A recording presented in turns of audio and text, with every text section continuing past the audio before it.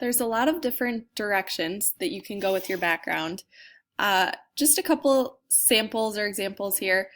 This first one is a nice example of just having a plain background and everything still fitting together and looking like a completed image.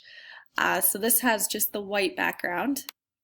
Another idea though is to incorporate color into your background image. So I'm going to show you a way to add color into the background if you have an image where you want to maybe have this sort of red color. There's also black that you can add.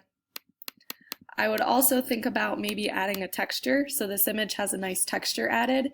If you have any texture pictures that you've taken or would like to take some more up-close images of objects, textures usually mix well with an image that looks like it's missing something or too simple. So try adding different textures to your image. If I wanted to add something to the background a different color, what I'm going to do is use this magic wand tool and click on my background, and since I use the Photo Studio or it's just that plain background, it's going to select it really easily. You can also go to the select and mask to adjust and edit your selection. Then I'm going to go up to select at the top and inverse my selection.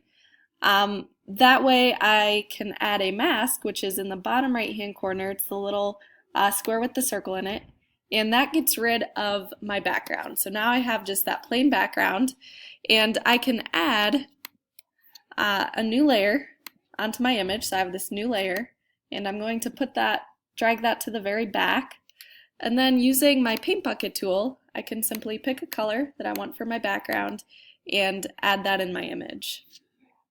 So my background still feels like it's missing something.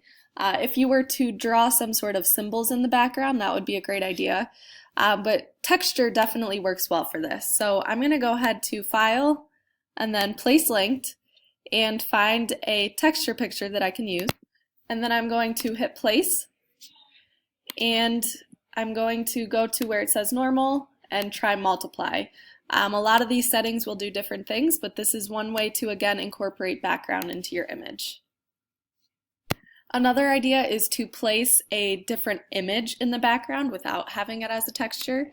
So I'm going to go to File, Place Linked, and I have this picture on my desktop of trees.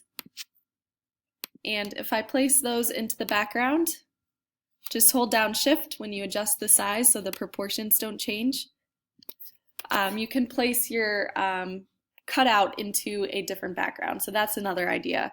But definitely experiment with a couple of these and see if any of these ideas spark any interest or give you some ideas of what you might want to do for the background.